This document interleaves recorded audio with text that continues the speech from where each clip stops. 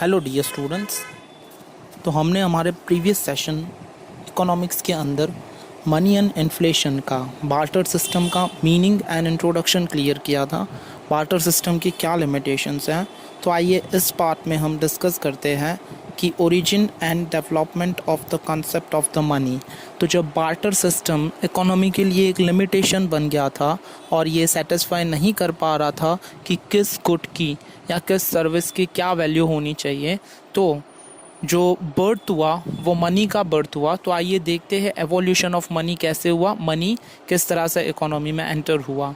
In order to simplify the procedure of exchange and to introduce a universally acceptable medium which satisfies the store of value function under the barter system, communities and animals were used as medium of exchange in India। अब exchange की procedure को simple बनाने के लिए कि अगर कोई भी गुड्स और सर्विस हम सिंपली एक्सचेंज कर सके एक दूसरे के साथ में और एक यूनिवर्सली एक्सेप्टेबल सिस्टम हो, ये नहीं कि इंडिया के अंदर गुजरात वालों के लिए कोई अलग सिस्टम हो तो महाराष्ट्र और पंजाब के लिए कोई अलग सिस्टम हो, या इंडिया के लिए कुछ अलग सिस्टम बनाई जाए एक्सचेंज करने की तो अमेरिका, अफ्रीका या अलग देशों के लिए ये सिस्टम को अलग रखा जाए, पर एक ही सेंट्रल सिस्टम जो तय होनी चाहिए, डिसाइड होनी चाहिए, वो बार्टर सिस्टम नहीं हो रही थी। तो धीरे धीरे करके बार्टर सिस्टम जब एक्सचेंज करने में लोगों की नीड्स को फुलफिल नहीं कर पा रहा था तो एनिमल्स को यूज़ किया जाने लगा as the medium of the currency. ऐसे एनिमल्स जो कि कैटल्स होते हैं, मिल्की एनिमल्स होते हैं, उन्हें इक्वलाइज माना जाता था करेंसी के।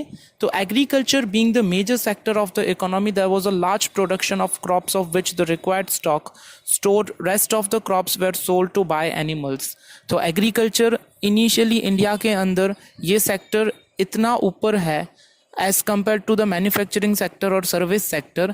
तो जहाँ पे हमारा देश एक खेती प्रधान देश माना जाता है, तो जितने भी क्रॉप्स यहाँ पे प्रोडक्शन होता था, वीट का एक हम एग्जांपल देख रहे थे प्रीवियसली, तो जो भी सरप्लस वीट हम स्टोर करके रखते हैं तो उसको हम यूज़ करते थे एनिमल्स को बाय करने के लिए, और जिसके पास में जितने ज़्यादा एनिमल्स होते थे उन्हें रिच माना जाता था।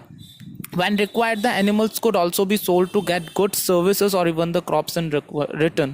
तो जब ज़रूरत महसूस होती थी इन्हीं एनिमल्स को सेल किया जाता था कुछ भी एक्सचेंज करने के लिए, वो गुड्स हो या सर्विस हो या क्रॉप्स हो। In this way animals like horse, cow and buffalo become the means of exchange values for money and trade. और इसी तरह से एनिमल्स को यूज़ किया जाने लगा like horse, cow and buffalo etcetera, दूसरे एनिमल्स जिनको मीन्स ऑफ एक्सचेंज माना जाने लगा। The use of animals as a standard measure and a common medium of trade also become a limitation and cost difficulties. तो जिस तरह से animals को एक मीडियम ऑफ एक्सचेंज माना जाने लगा, तो एक वक्त ऐसा आया जहाँ पे अगेन ये लिमिटेशन खड़ी हो गई, जहाँ पे एनिमल्स सेटिस्फाई नहीं कर पा रहे थे मार्केट के अंदर। जो मीडियम ऑफ ट्रेड था वो एक बड़ा लिमिटेशन बन गया और जिसने डिफ़िकल्टीज यानी कि मुश्किल पैदा कर दी एनिमल्स को एक्सचेंज करने के लिए, गुड्स और सर्विसेज को एक्सचेंज करने के लिए। Animals are mortal, they get sick and die, therefore the storage of wealth in terms of value of money in form of animals what's not advisable. Animals जो होते हैं वो मॉर्टल होते हैं, यानी कि एक न एक दिन उनकी डेथ हो जाती है। तो सवाल ये पैदा होता है यहाँ पे कि वो सिक यानी कि बीमार हो जाते हैं और मर भी जाते हैं, तो उनके स्टोरेज का एक ऑप्शन, उनके स्टोरेज का एक क्वेश्चन अराइज हो रहा था इन terms of the value of money. देखो मैंने प्रीवियस सेशन में भी आपको बताया था कि अगर हमें मनी 1 लाख रुपीज़ या 10,000 रुपीज़ या जितनी भी करेंसी हम कबाड़ में एक कोने में स्टोर करके रख सकते हैं, या आजकल तो डिजिटल मनी जो आ गई है सिर्फ नंबर्स ही होते हैं मोबाइल में जो हमें देखने के लिए मिलते हैं, पर एनिमल्स का तो किस तरह से हम स्टोर करके रख सकते हैं, उनके लिए एक बहुत बड़ी स्पेस चाहिए, और ये भी हो सकता है कि वो मर भी जाए या उनकी वो सिक भी हो जाए, बीमार भी हो जाए, तो ये एक लिमिटेशन खड़ा हो गया। Thus valuable minerals stones were used instead of animals. इसके बाद एक ऐसा वक्त आया कि जब एनिमल्स को रिप्लेस करके valuable stones like diamonds, metals, precious metals like gold, jewellery etcetera को एक्सचेंज किया जाने लगा instead of the currency. And thus, valuable minerals stones were used instead of animals. At the onset of imperialism, the use of coins started as a means of trade and exchange of goods and services in the kingdom. The only limitation was that they were used in limited society and regions। तो जब imperialism का time शुरू हुआ, यानी कि राजाशाही का जो राज दरबार वाले रॉयल फैमिलीज के लोग होते थे, अब डेमोक्रेसी तो पहले होता नहीं था, तो जो कंट्री के ऊपर रूल करता था वो पर्टिकुलर किंग ही होता था। तो जैसे इंपीरियलिज्म का पीरियड शुरू हुआ तो उन्होंने एक सेंट्रलाइज्ड करेंसी करने के लिए कॉइन्स का इंट्रोडक्शन किया। पर अगेन यहाँ पर भी एक लिमिटेशन हमें देखने के लिए मिलती है कि जो कॉइन्स का और करेंसी का यूज़ होने लगा, क्योंकि राजा कोई भी एक पर्टिकुलर एरिया का ही होता है, तो उस करेंसी का यूज़ उसी एरिया के लिए सीमित था, न कि बाहर की कोई एक दूसरी एरिया, क्योंकि एक हमारा जो कंट्री है वो बहुत बड़ा है, तो दूसरी जगह पे उस राजा के कॉइन्स यूज़ नहीं होते थे। अलग अलग जो भी राजा आए हैं जिस भी पीरियड के अंदर, उन्होंने अपनी टाइम पीरियड के ड्यूरेशन में जो कॉइन्स है उन्हें अलग अलग निकाला है। तो ये भी एक सेंट्रलाइज सिस्टम नहीं थी। And democracy and industrialisation inspired the need for the modern money as a means of exchange. और फिर जब इंपीरियलिज्म एंड हुआ, डेमोक्रेसी यानी कि लोकशाही शुरू हुई, देश में राजा की गवर्नमेंट ना चल के किसी सरकार की गवर्नमेंट चले, और इंडस्ट्रियलाइजेशन यानी कि इंडस्ट्रीज ने जब मैन्युफैक्चरिंग करना शुरू किया, तो मॉडर्न मनी की एक नीड, एक ज़रूरत महसूस होने लगी। फिर जाके कहीं करेंसी का यहाँ पे बर्थ हुआ। And by the support of central government the money become widely accepted as a means of exchange of goods and services. और सेंट्रल गवर्नमेंट की मदद से जो मनी है वो बहुत हद तक गुड्स और सर्विसेज को एक्सचेंज करने के लिए यूज़ किया जाने लगा। देखो यहाँ पे वर्ड दिया है सेंट्रल गवर्नमेंट, यानी कि केंद्र सरकार। जब केंद्र सरकार आई भारत के अंदर और विश्व के अंदर जितने भी देश है, तो वहाँ पे जब गवर्नमेंट आई तो उन्होंने एक सेंट्रल सिस्टम बनाया। Money also succeeded in overcoming the limitations of storage of value of money. The advent of banking system made it easier to transfer and storage of money.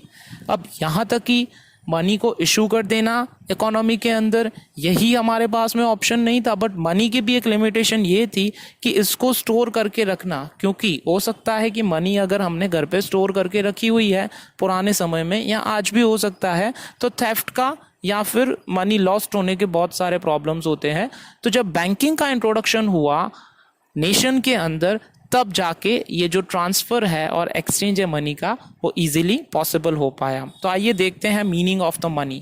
According to the Marshall, money is that medium which is used as means of exchange without any doubt और investigate regardless of time और place.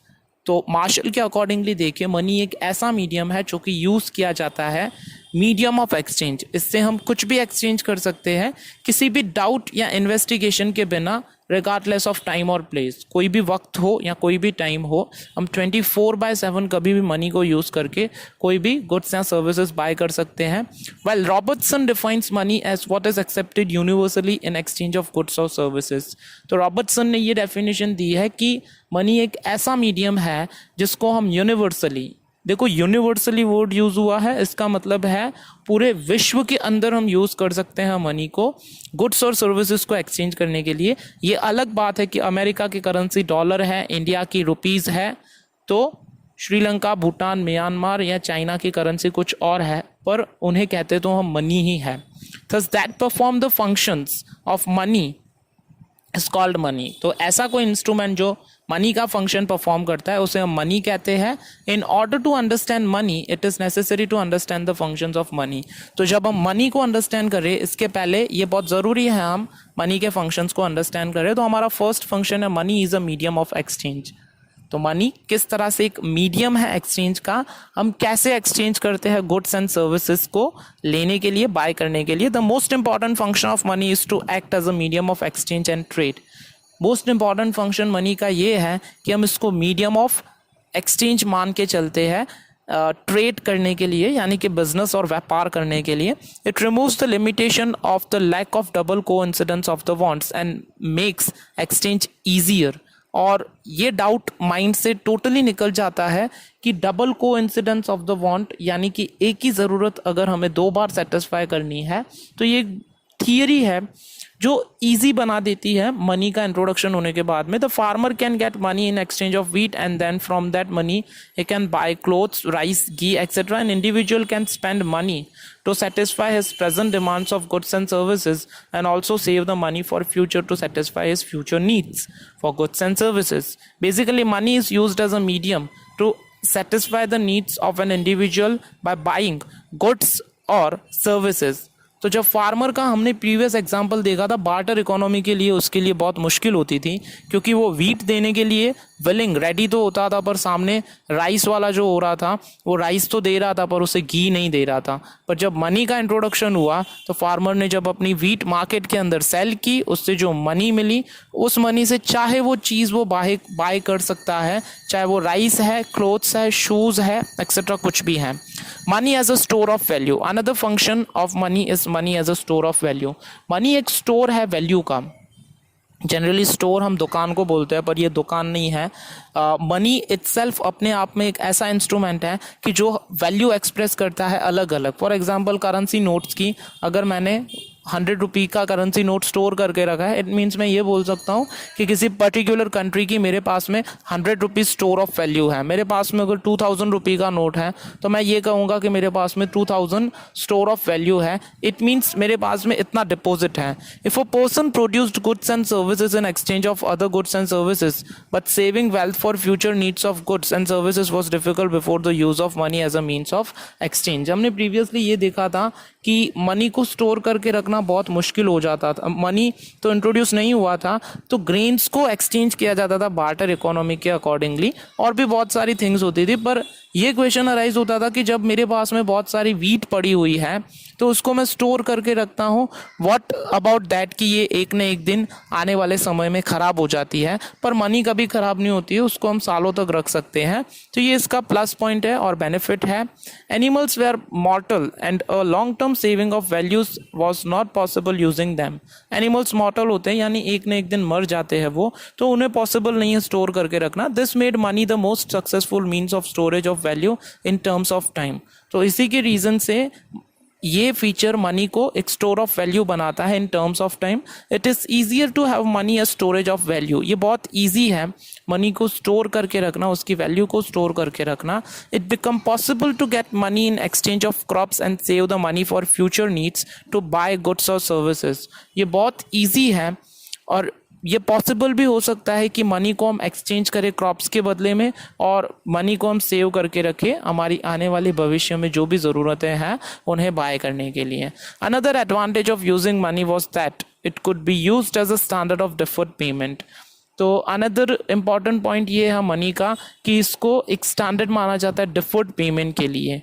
This characteristic of money become an important basis for the entire system of credit, hire purchase and installment payments। और ये जो credit feature है, deferred payments means the credit payment, यानी कि अगर मैं goods या सर्विसेज बाय करके आता हूँ तो उसके लिए जो भी मैं मनी पे कर रहा हूँ, हो सकता है मैं फ्यूचर डेट पे पे करूँ, उसे हम डिफर्ड पेमेंट्स बोलते हैं। या मनी को और पर्पसेस के लिए जो यूज़ किया जाता है उसे हम बोलते हैं क्रेडिट हायर परचेज, यानी कि कोई भी चीज़ को हायर कर लेना, उसका रेंट पे करना particular long period of time के लिए, या इंस्टॉलमेंट पेमेंट या ईएमआई जिसको हम बोलते हैं इक्वेटेड मंथली इंस्टॉलमेंट, जिसके अंदर अगेन हम मनी का ही यूज़ करते हैं। हमारा नेक्स्ट पॉइंट जो है money as a measure of the value. चलिए देखिए ये क्या कहना चाह रहा है। Money plays an important role as a measure of value. Money एक इम्पॉर्टेंट रोल प्ले करता है जब हमें किसी वैल्यू को मेजर करना है। In barter exchange system it was difficult to remember the exchange rates and value of goods और services for 20 kg of wheat equals to how much kg of rice. Barter economy के अंदर ये बहुत difficult हो रहा था हमारे लिए, क्योंकि ये डिसाइड करने में बहुत मुश्किल आ रही थी कि 20 kg वीट को जब मैं एक्सचेंज कर रहा हूँ तो सामने मुझे कितने kg राइस मिलने चाहिए, कितना घी मिलना चाहिए और कितना क्लोथ मिलना चाहिए। मनी के अंदर ये नहीं है। मनी के अंदर हम ये इजीली डिसाइड कर सकते हैं कि अगर मुझे 400 रुपीज़ पे करने हैं फॉर 20 kg वीट, तो ये भी मुझे पता होगा कि मुझे 300 रुपीज़ पे करने हैं 20 kg राइस के लिए। और ये भी बहुत वेल अवेयर हूँ मैं कि 450 के पैर ऑफ शूज़ भी आ सकते हैं या 650 का 1 kg घी भी आ सकता है। तो मनी ने ही ये मेथड को सिंपल कर दिया। फिर चाहे हम वो गुड्स का मैन्युफैक्चरिंग कर सकते हैं और मार्केट में इजीली सेल कर सकते हैं। नाउ मनी इम्प्लाइज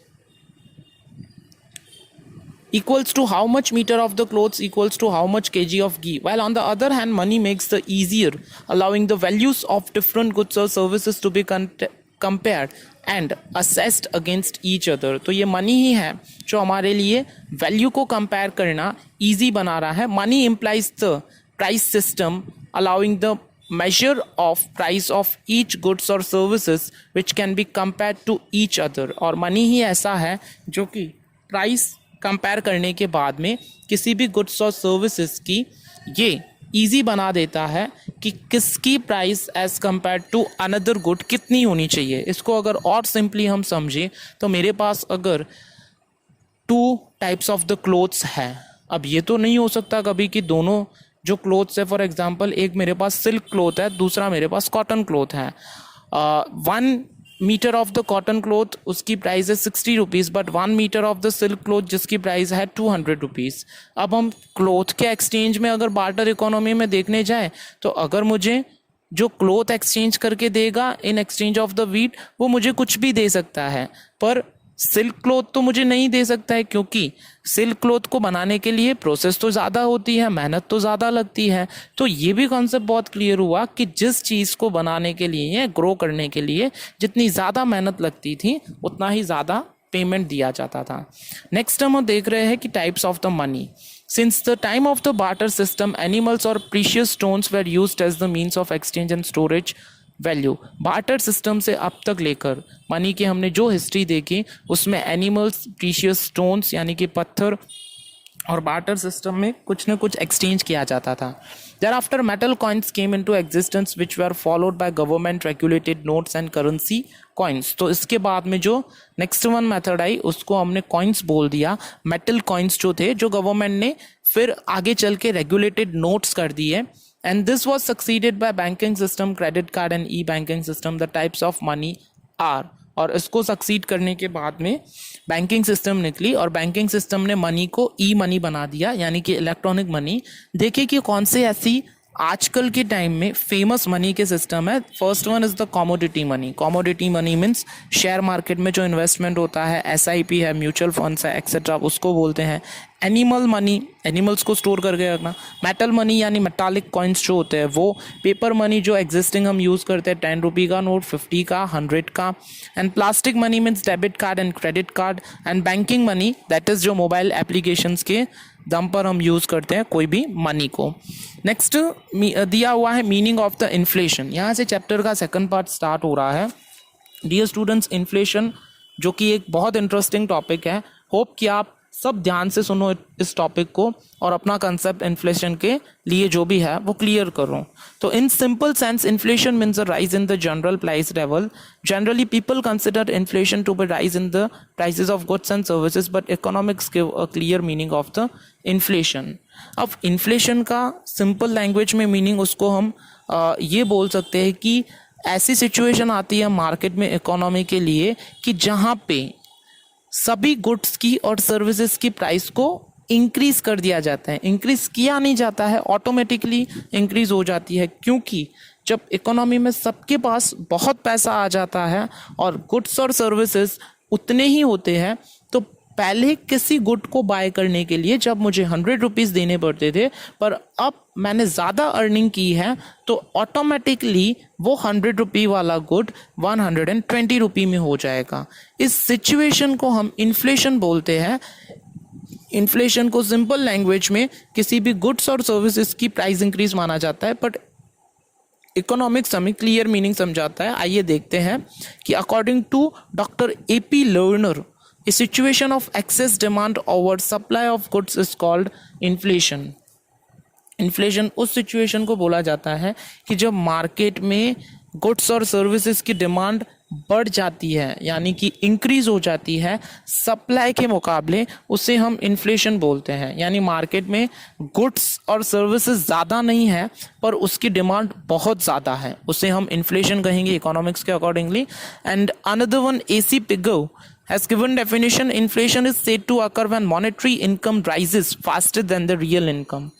तो रियल इनकम अगर किसी की 10,000 रुपीज़ पर मंथ है, पर as compare to that economics में जब ज़्यादा पैसा है और किसी को बाय करने के लिए कोई थिंग 10,000 रुपीज़ पे करने हैं, बट चूँकि इकोनॉमी में पैसा ज़्यादा है तो वही गुड्स की प्राइस 12,000 हो जाएगी। इस सिचुएशन को अगर हम कंपेयर करें फर्स्ट मीनिंग के साथ में तो ये मैच होती है, और सिंपल वर्ड्स में हम इन्फ्लेशन उसे ही कहेंगे कि inflation is a situation where too much money chasing too few goods, यानी कि बहुत सारा पैसा हमें देना पड़ता है थोड़े से ही गुड्स या माल सामान को लेने के लिए।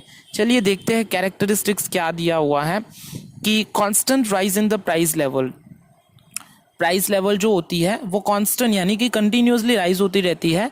Price rise in all sectors of the economy, हर एक सेक्टर में प्राइस राइज कंटिन्यूस होता रहता है, वो चाहे ऑटोमोबाइल सेक्टर हो या फिर इलेक्ट्रॉनिक सेक्टर हो या फिर अगर कोई भी टेक्सटाइल का सेक्टर हो, सेरामिक्स का एक्सेट्रा कुछ भी हो। Purchasing power decreases, that is the value of money. तो लोगों का जो परचेजिंग पावर होता है वो गिरने लगता है, और डेफिनेटली यही होगा कि मार्केट में किसी चीज़ का दाम यानी कि प्राइस ज़्यादा होगी तो लोग बाय करना भी कम ही रखेंगे। Number 4 is the rise in price level after full employment is inflation, और हर एक जन मार्केट के अंदर फुल्ली एम्प्लॉयड होगा, सबके पास में जॉब होगी, बिजनेस होगी, तो डेफिनेटली वहाँ से वो पैसे अर्न करने वाले, और जब सबके पास में पैसे होंगे और कुछ कम ही गुड्स एंड सर्विसेज होंगे मार्केट के अंदर, तो ये ऑटोमेटिकली किसी भी गुड्स और सर्विसेज की प्राइस के ऊपर इफेक्ट करेगा, यानी कि इंक्रीज हो जाएगा। तो ये कुछ कैरेक्टरिस्टिक्स थे। Some other points to be considered for a better understanding of inflation are. अब इसको अगर हमें क्लोजली समझना है तो कुछ और पॉइंट्स हम स्टडी करेंगे तो आपका ये जो कंसेप्ट है इन्फ्लेशन को लेकर वो क्लियर हो जाएगा। फर्स्ट वन दिया हुआ है, when government has kept control over and suppresses increase in the price levels via rules, law and subsidies, it is considers inflation. Even if there is no price rise, it is called suppressed inflation। जब government ने सबके ऊपर control रखा हुआ है और price level को बढ़ने से रोक रही है, रूल्स रेगुलेशंस कायदे और कानून लगा के, और सब्सिडीज दे रही है। इसका मतलब ये हुआ कि कुछ भी अगर हमें महंगा बाय करना है तो हम वो अफोर्ड नहीं कर सकते, बट चूंकि गवर्नमेंट कुछ पैसे पे करती है, कुछ हमें करने पड़ते हैं, तो हो ये सकता है कि उसी गुड्स और सर्विसेज की जो प्राइस होती है वो बढ़ जाती है, और गवर्नमेंट जब दबा के रखती है किसी भी प्राइस को तो हो सकता है स्प्रिंग जैसे वही किसी की जो प्राइस होती है वो उछल के ऊपर आ जाए, और इसी के रीज़न से इसे सप्रेस्ड यानी कि दबाया हुआ इन्फ्लेशन बोला जाता है। If in an economy for shorter period of time, if there is an increase in the price of limited goods और services, then it is not inflation. अब इन्फ्लेशन हम किसे नहीं कहेंगे, तो इकोनॉमी के अंदर हो सकता है कुछ ऐसी चीज़ें हैं जिनकी प्राइस कंटिन्यूसली इंक्रीज नहीं हो रही है, पर कुछ ही थिंग्स की हो रही है, क्योंकि हमारी इकोनॉमी के अंदर बहुत सारे गुड्स एंड सर्विसेज हम कैटेगराइज कर सकते हैं। अगर फॉर एग्जांपल मैं दूं कि सिरामिक्स, टेक्सटाइल और सीमेंट इंडस्ट्री और पेट्रोलियम सेक्टर, इन दोनों में से सिर्फ अगर पेट्रोलियम सेक्टर जो कि बाहर से आता है उसकी प्राइस ही इंक्रीज हो रही है और बाकी सबकी नहीं हो रही है, तो उसे हम इन्फ्लेशन नहीं कहेंगे, उसे जनरल प्राइस लेवल कहेंगे या rise in the price level कहेंगे। थर्ड वन पॉइंट है, when some factors of production are unemployed and there is a price rise, then producers get an incentive to produce more, so economic activity gets a boost and factors get employment, production rises and price falls। तो जब factors of production सब employ होंगे और कोई भी jobless नहीं होगा, तो ये हमने पहले भी डिस्कस किया कि गवर्नमेंट क्या करेगी अगर कुछ अनएम्प्लॉयमेंट हो जाएगा, कुछ लोगों ने अपनी जॉब को लूज कर दिया है, तो गवर्नमेंट को ये करना पड़ेगा कि जो प्रोडक्शन कर रहे हैं बड़ी बड़ी फैक्ट्रीज हैं उन्हें इंसेंटिव्स देने पड़ेंगे, यानी कि मनी देना पड़ेगा ताकि वो ज़्यादा प्रोडक्शन कर सकें, और उसमें से जो प्रॉफिट हो रहा है, और जबकि ज़्यादा प्रोडक्शन हमें करना है तो उसके लिए ज़्यादा लोग मुझे हायर करने पड़ेंगे मेरे कंपनी के अंदर। तो जब उन लोगों को मैं हायर करूंगा उन्हें सैलरी मुझे देनी पड़ेगी, और जब मैं सैलरी दूंगा तो होगा ये कि मार्केट के अंदर जो गुड्स मैं सेल कर रहा था उसको मुझे हायर प्राइस से सेल करना पड़ेगा, क्योंकि मैंने एक्स्ट्रा लोगों को हायर किया हुआ है। तो ये भी एक सिचुएशन हो सकती है। And therefore the increase in the price levels in all the sectors of an economy even after full employment is considered inflation and it proves to be harmful for the economy. और इसी के reason से जब economy के अंदर सभी employed हैं, यानी कि कोई भी जॉबलेस नहीं है, सबके पास में जॉब्स हैं, पर उसके बावजूद भी इंक्रीज हो रही है प्राइजेस सबकी, तो ये हार्मफुल हो सकता है इकोनॉमी के लिए। तो आइए देखिए कॉजेस ऑफ इन्फ्लेशन। इन्फ्लेशन के क्या कॉजेस हो सकते हैं, क्यों इन्फ्लेशन आता है। तो फर्स्ट वन दिया हुआ है increase in the demand, demand increase होना। There is an increase in demand of a product which leads to increase in its price. तो जब किसी प्रोडक्ट की डिमांड ज़्यादा हो जाती है या बढ़ती है तो उसकी प्राइस भी जनरली बढ़ती है, या फिर हम ये बोल सकते हैं कि ऊपर जा रही है। If the supply is not provided और if they are provided at a slower rate than the increasing demand than there is an increase in price of the product. और जब सप्लाई ज़्यादा नहीं हो रहा है या फिर स्लोअर हो रहा है और डिमांड्स बढ़ती ही जा रही है, ऐसा रिसेंटली देखने में आया है कि जब मार्केट के अंदर पेट्रोलियम का सप्लाई बहुत कम है और पेट्रोलियम की डिमांड सामने ज़्यादा है, तो जो पेट्रोलियम पहले 77 रुपीज़ पर लीटर था अब 79 हो गया है, क्योंकि सप्लाई बहुत कम है और डिमांड बहुत ज़्यादा है। If that is an inflation due to increase in aggregate demand as compare to the aggregate supply then it is called the demand pull inflation. और जब इन्फ्लेशन आती है मार्केट के अंदर तो एग्रीगेट डिमांड एग्रीगेट सप्लाई से, aggregate demand मतलब सभी चीज़ों की सप्लाई, सभी चीज़ों की डिमांड, और एग्रीगेट सप्लाई मतलब टोटल, एग्रीगेट का मतलब होता है टोटल। तो जब टोटल सबकी डिमांड मार्केट के अंदर या फिर इकोनॉमी के अंदर हम बोल लें, और वो जब ज़्यादा बढ़ जाती है as compare to the total supply, तो ये सिचुएशन होती है डिमांड पुल इन्फ्लेशन। यानी कि डिमांड जब ज़्यादा हो गई तो उसके सामने ये इन्फ्लेशन जो है वो उसको खींच के लेकर आएगी। The major reasons for increase in the demand are the following. तो कुछ यहाँ पे रीजंस हैं जिसकी वजह से डिमांड बढ़ती है। तो उसका फर्स्ट है increase in the supply of money, money का सप्लाई बढ़ जाना। Monetarists considered inflation as a purely monetary phenomenon. According to them, if there is an increase in money in a state, the individuals earn more income, because of which the demands of necessities increase. Against the increasing demand, the supply remains steady, leading to increase in price and inflation. Mashlap says that too much money chasing too few goods causes inflation. तो मॉनेटरिस्ट यानी कि बड़े बड़े जो money के जानकार है वो उनका ये मानना है कि जब इकोनॉमी के अंदर सबको एम्प्लॉयमेंट मिलेगा, कोई भी जॉबलेस नहीं रहेगा, तो जब सभी ज़्यादा कमाएंगे और जब सब ज़्यादा कमाएंगे तो लोगों के पास में पैसा भी ज़्यादा आ जाएगा, और जब पैसा ज़्यादा आ जाएगा तो कोई भी ऐसी चीज़ नहीं होगी कि वो बाय नहीं कर पाएंगे। पर क्योंकि मार्केट में अवेलेबल थिंग्स तो उतनी ही है, सामने प्रोडक्शन इतना ज़्यादा नहीं है, सप्लाई इतना ज़्यादा नहीं है, डिमांड सामने जो बढ़ती जा रही है, तो उसका ये रीज़न है कि मनी का सप्लाई जो है, यानी मनी की जो हेर फेर है, पहले सिर्फ बड़े लोगों के पास में पैसा होता था, अब उन लोगों ने अपनी मनी का जो पावर है वो कुछ मिडिल क्लास लोगों को, लोअर क्लास लोगों को दे दिया। तो डेफिनेटली एक ऐसी पोजीशन आएगी कि जहाँ पे हम ये बोल सकते हैं कि डिमांड पुल इन्फ्लेशन आ जाएगा। Our next point is increase in the public expenditure. The government of developing countries like India is involved in economic development of the country. तो जब हम हमारे कंट्री की, इंडिया की बात कर रहे हैं, तो इंडिया की गवर्नमेंट एक डेवलपिंग नेशन वाली गवर्नमेंट है जो कंटिन्यूसली इंफ्रास्ट्रक्चर के पीछे रोड्स बनाना, हाईवेज बनाना, पुल्स डेवलप करना, डैम्स बनाना एक्सेट्रा कुछ ना कुछ वो करती ही रहती है। Government incurs expenditure after installing infrastructure. तो government which spends on public infrastructure, installing infrastructure, provision of the basic utilities और providing employment. गवर्नमेंट जो कि पैसे स्पेंड करती है इंफ्रास्ट्रक्चर यानी बिल्डिंग्स, हॉस्पिटल्स, बैंक्स एक्सेट्रा बनाने के लिए, बेसिक यूटिलिटीज़ यानी जो बेसिक चीज़ें हैं उनको बनाने के लिए जो ज़रूरत की बिल्डिंग्स है वो, और एम्प्लॉयमेंट यानी कि सबको रोज़गार देने के लिए, विच increases the supply of the money in the economy. और जो एक ऐसा रीज़न है इकोनॉमी के अंदर मनी का सप्लाई इंक्रीज़ करता है। Against the increasing demand the supply remain steady. और डिमांड जब इंक्रीज़ होती है उसके सामने जो सप्लाई होती है वो स्टेडी रहती है। द सप्लाई रिमेन स्टडी, यानी कि एक जैसी रहती है, leading to increase in the price and inflation. तो इसका बेसिक रीज़न इसके अंदर भी अगर हम नेक्स्ट पॉइंट में कंक्लूजन निकालें तो यही समझ में आ रहा है कि जब सप्लाई के सामने डिमांड जो होती है वो बढ़ जाती है तो उसे हम ये बोल सकते हैं कि इन्फ्लेशन की सिचुएशन अराइज होती है। And next one is which lead to this increases the incomes and demands of the people, which led to rise in the general price level।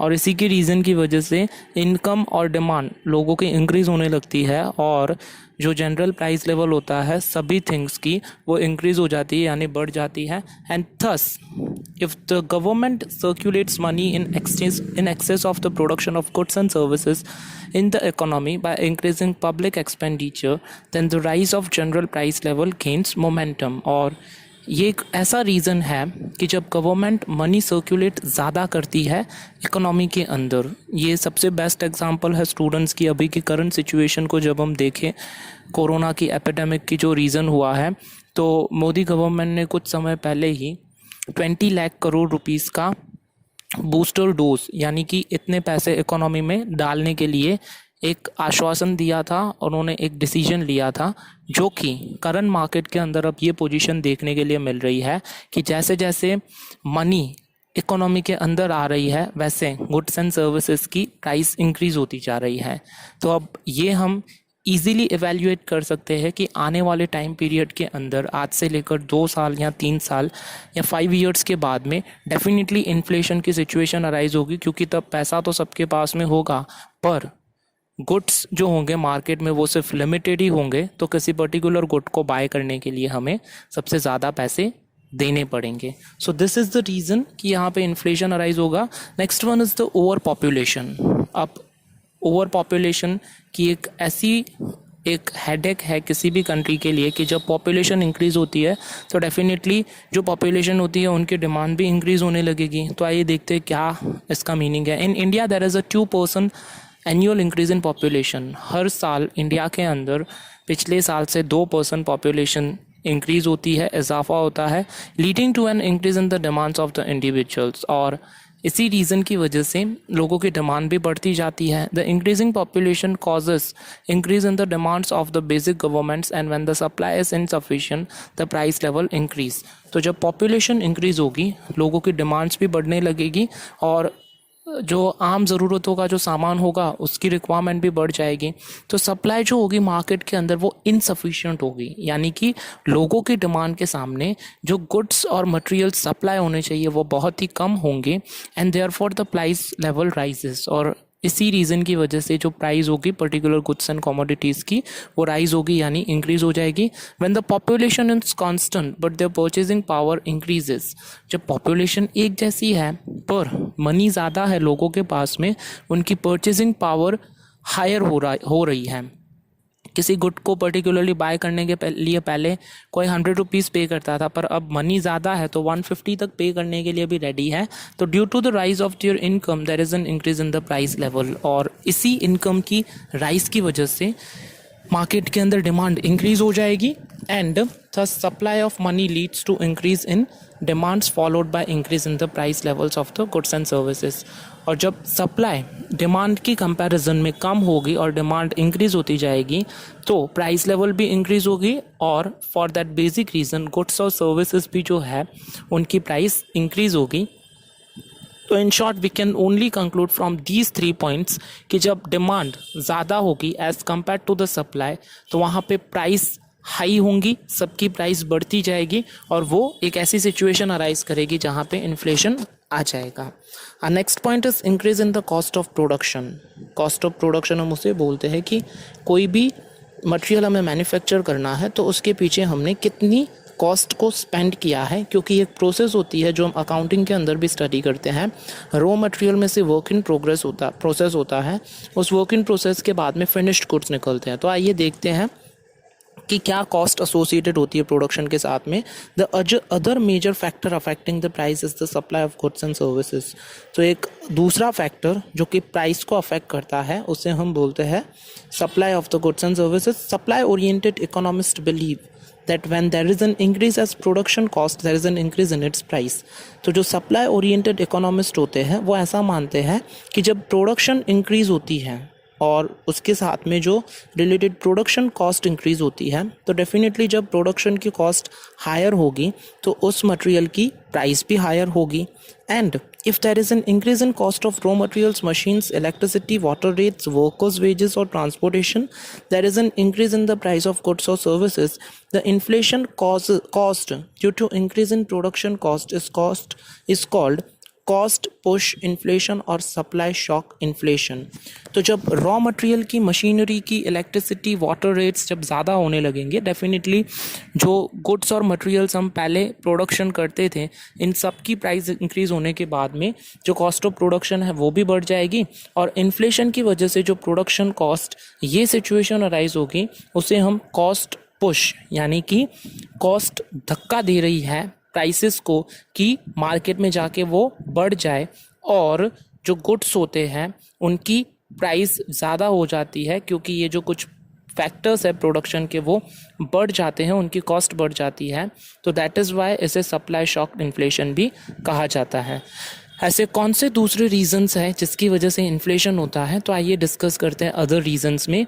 The major reasons for inflation are increase in the demand, increase in the production cost, but practically there are also other factors which can affect the inflation. ऐसे कुछ reasons है जिससे inflation बढ़ता है, जैसे increasing demand हो जाना या फिर प्रोडक्शन की कॉस्ट में इंक्रीज़ हो जाना. बट प्रैक्टिकली अगर हम बात करें तो कुछ ऐसे फैक्टर्स है जो कि इन्फ्लेशन को ज़्यादा बढ़ावा देते हैं. Even though the minor factors are for a short term, they cause a spike in the price levels. तो कुछ ऐसे छोटे फैक्टर्स भी होते हैं जो कि स्पाइक देते हैं प्राइस लेवल्स को, यानी कि प्राइस लेवल इंक्रीज होती है इकोनॉमी के अंदर. Example in industry based on foreign import.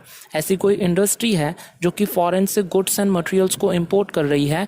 If there is an increase in import expenses और if there is an shortage during contingencies, it can lead to price rise. तो जब foreign से import करते वक्त उसकी cost, यानी कि import duty, या फॉरेन कंट्रीज जो पहले मटेरियल सेल करती थी कम कॉस्ट पे, अब ज़्यादा कॉस्ट पे सेल कर रही है, तो वो जो भी कॉस्ट होगी वो अल्टीमेटली कस्टमर को पे करनी पड़ेगी. या ज़रूरत के वक्त पर जो माल सामान आता है हमेशा उसकी प्राइस जनरली हायर ही होती है. तो इसी की वजह से इन्फ्लेशन कॉज हो सकता है. Basically there is increasing demand and production cost that leads to inflation, but the other minor factors are as follows.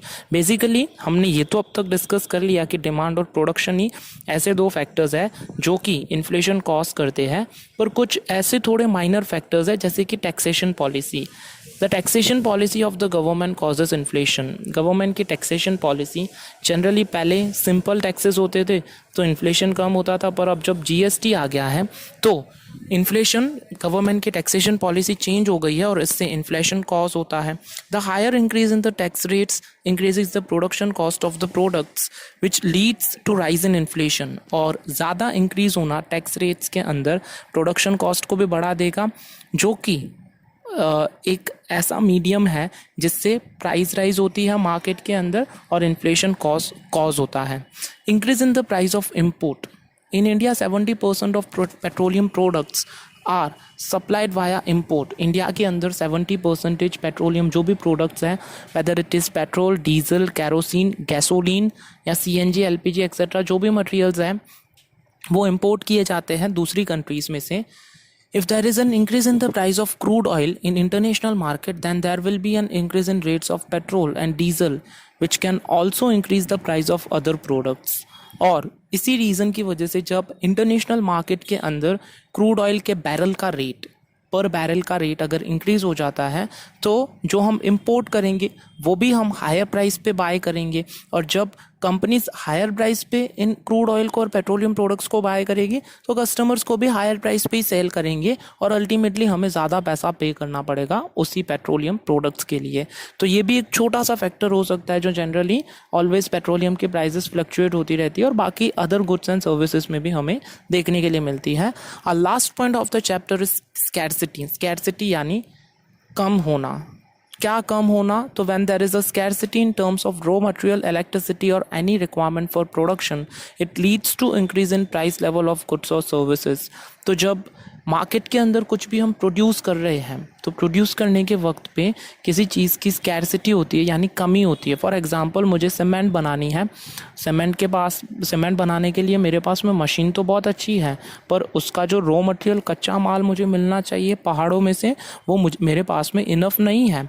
तो जनरली इनफ नहीं है, इसका मीनिंग क्या होगा कि जो मैं सीमेंट मैन्युफैक्चर करूँगा वो ज़्यादा प्राइस पे सेल करूँगा। इलेक्ट्रिसिटी अगर मेरे पास में नहीं है तो भी हो सकता है, और बाकी अदर रिक्वायरमेंट्स जो प्रोडक्शन करने के लिए यूज़ होती है तो उसी की रीज़न से भी प्राइस लेवल इंक्रीज होने लगती है किसी भी गुड्स और सर्विसेज की। If scarcity prevails for a long period during production और is extensive in nature it can cause inflation. तो जब स्कैरसिटी एक लॉन्ग पीरियड ऑफ टाइम के लिए मार्केट में रहती है या उसका जो नेचर होता है वो कंटिन्यूसली चलता ही रहता है, तो ये इन्फ्लेशन कॉज करता है मार्केट के अंदर। तो until now we have seen the chapter number 3, that is the money and inflation. In our next session, we'll look for the chapter number 4, that is the banking and the monetary policy. So until then, very goodbye students. Hope ये chapter आपको समझ में आया होगा, and very goodbye and thank you for watching this video.